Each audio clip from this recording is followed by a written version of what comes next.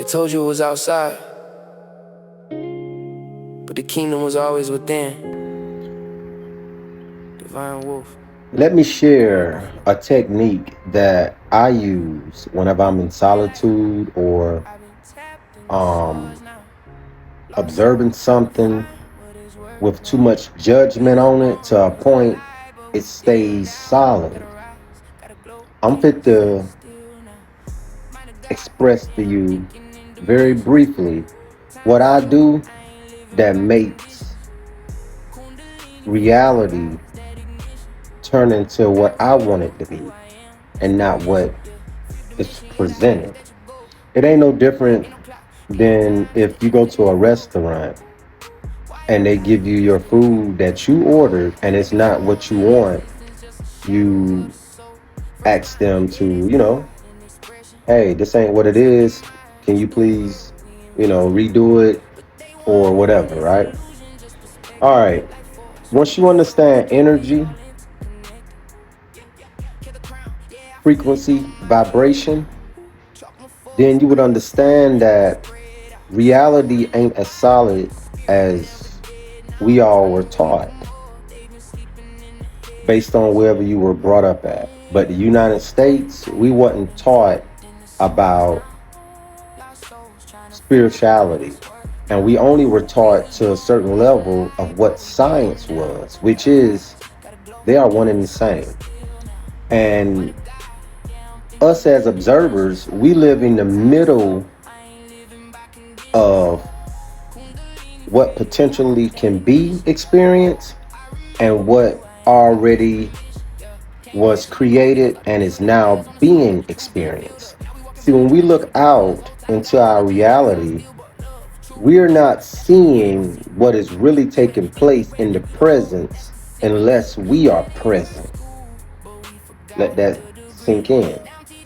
See, most of us are not present. We're living in the future or living in the past, meaning to be alive is to speak. That's why when you speak, you either speak in progression or you're speaking decline or lack or death, right? So your thoughts create a energetic frequency that resonates with something externally. So what you want to do if you're operating from that state of being, meaning to operate from understanding. If you want to operate from overstanding, then you will always see whatever you're perceiving, you will see it from the end in the beginning. Let me say that again. Whenever I am looking at a certain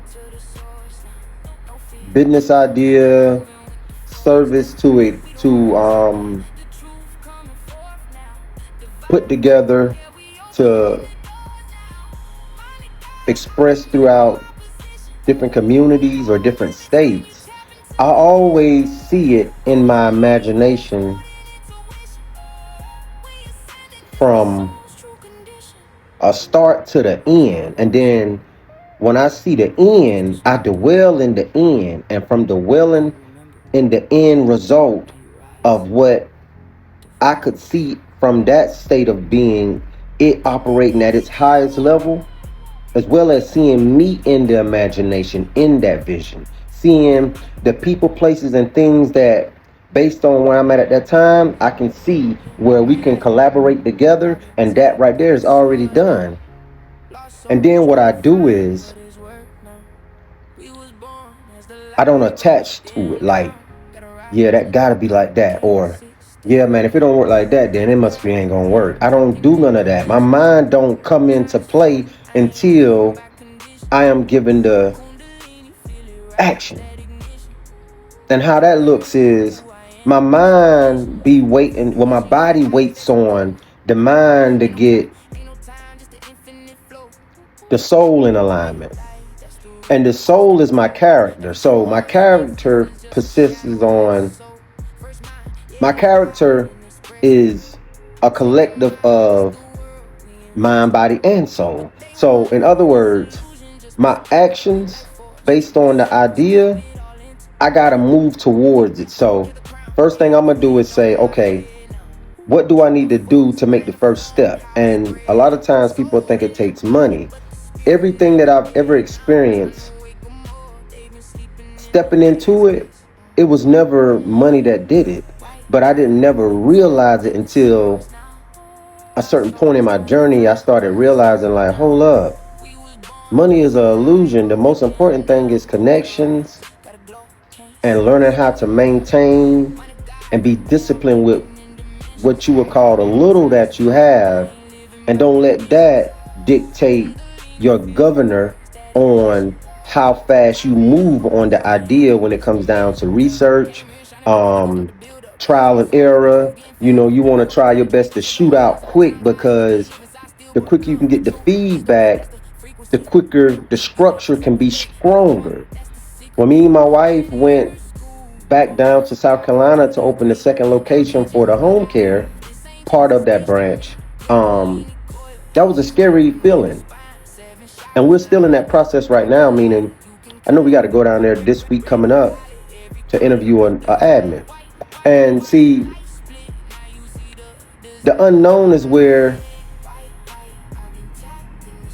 the promised land is. See, moving on or expanding a certain idea, it's the same way of starting an idea from the beginning and you ain't got nothing going on but a job. All right, if you got a job, when I was on a job, the money wasn't the issue. It was all about the connections. And the connections don't come until you're vibrating to at a certain level to attract that in. The cheat code to that is knowledge. Now, people do so-called say the cheat code is to pay, get in the room, pay to get in this right here so you can learn it. Yeah, but you're still using the same thing I'm giving you as well. You use currency, which represents energy and motion, which is spirit. So when you pay for a course, you're just paying to go ahead through it. You can do that. Is one better than the other? It all depends on the level of consciousness you are at. It all depends on what are you trying to connect to bring forth or birth this expanded result of whatever it is you're, experiencing or intentionally manifesting into your life. Now, the part and the piece or the gem I'm sharing with you guys this morning is the same money you pull out your pocket is the same money you can pull from your heart, and based on how you perceive your reality, you'll get the same result, if not a heightened one, with no money. How you do it is, remember, water in scripture means the word. Word of God it means whatever generates or powers that vision or idea in your life, because all is God. So if the portion or piece of God that you intentionally choose to express in this world,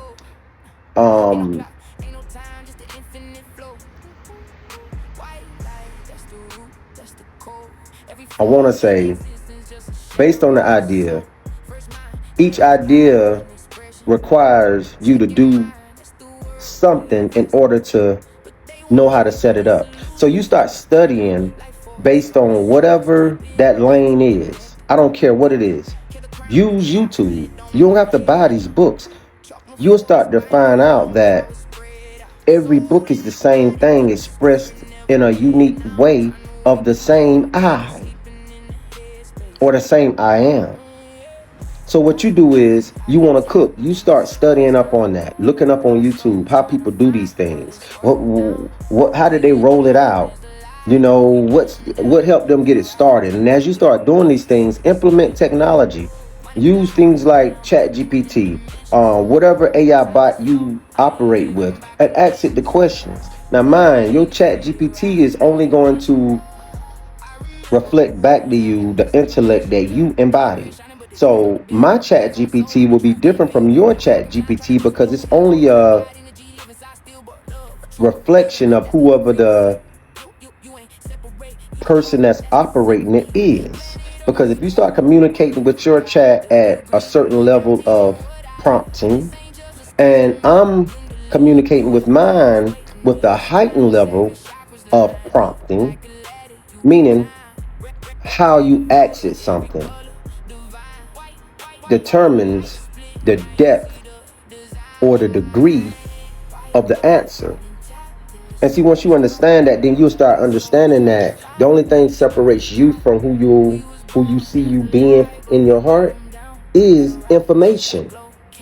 Because information puts your elements in formation, meaning information in line, in alignment.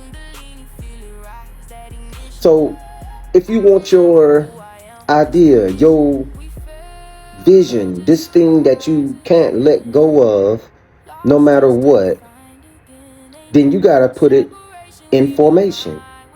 Mind, body, soul, with spirit on top. Vision will always be your guide. It'll tell you who to talk to, who not to talk to, what place to go, what place not to go, what can continue to move forward in your life and what cannot.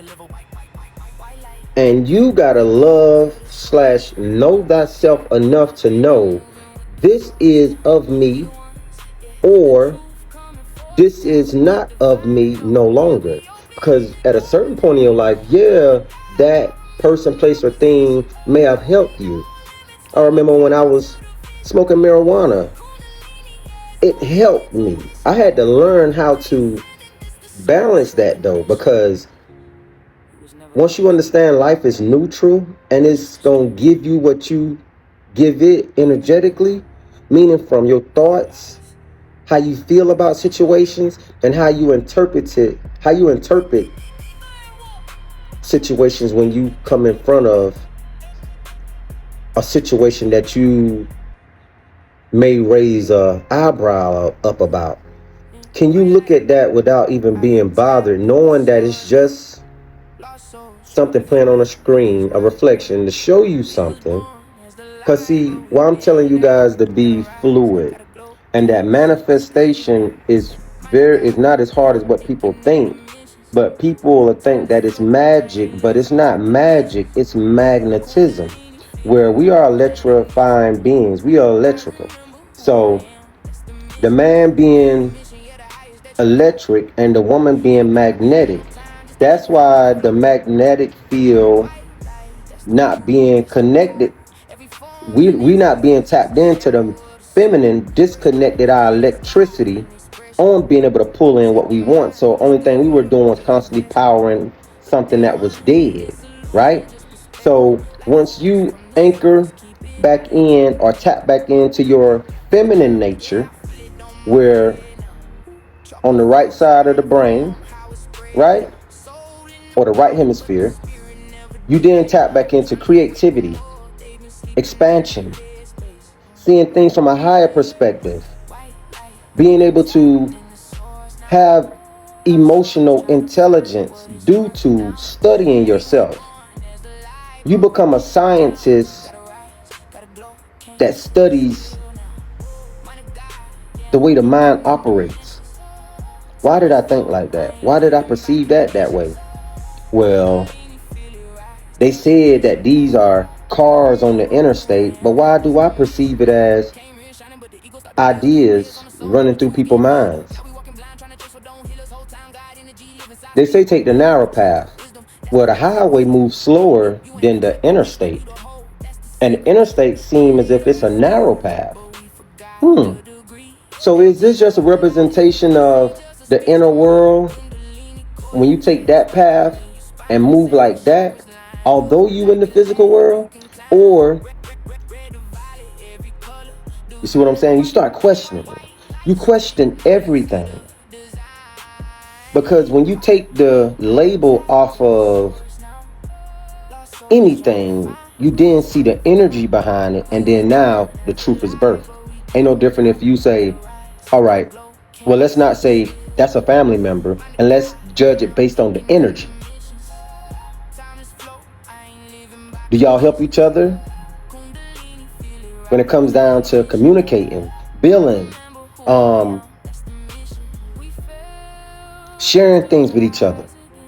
That would be family. But see, family, the way we're taught it is based on where we're the people we're born around. But people gonna find out in due time that no, that's not family, that's relatives. That's the portal, or your mother is the mothership that you came in on, right? But when you become whole, right, you need nothing outside of you, and now you look for like-minded individuals. It's not like you looking for it, you attracted to it. It's like it don't even make sense to be around anything that's not producing life. So long story short, family, let go and let God, meaning drop the labels, drop the judgment. When you go out today and look out into your reality, see things at a calm state. Look at it like a lake. Be like a lake early in the morning. Calm, not moving too quick, taking your time, and then observe. Let go of everything that you were once taught. Hey, this is this and that is that. And look at it and ask your higher self when you're looking at it, what is this? Now you're going to start to feel your mind blurring. They're going to be holding on to what somebody told you it was. And you're going to start to kind of get into this unknown place where like even what they said it was start to not look like that. Even though it looked like that, the looks start to change. And the more and more you practice on this, that muscle gets strengthened. And it breaks free from the illusion and goes back into spirit where it become whatever you say it is. That's when you start to grab and grasp back the control of who you are and how you experience who you are. Because you and your reality are one and the same. But it takes you slowing down to even recognize it. Recognize, that's why when you hear that word, recognize, it's like when two things clash and you see. Right? But like always, family, I wanted to just come and chat with y'all today and drop that nugget, man. Let go of any title that you've been told something is and retitle it. It ain't no different if you see a black cat and they say the black cat bad luck if it's walking to the left of the road. Most don't know a black cat is ancient. It's talking about us. 9 lives and all that, that's us. So let go of all of that and say to yourself, well, when I see a black cat and it walk across the left or right side of the road, man, that's abundance. And say it long enough that when you start seeing it automatically, you don't got to think it. It's just like, oh, abundance. What they said was good, I say. What they said was bad, I say it's good. What they say would break me, I say build me. The power is all yours, family.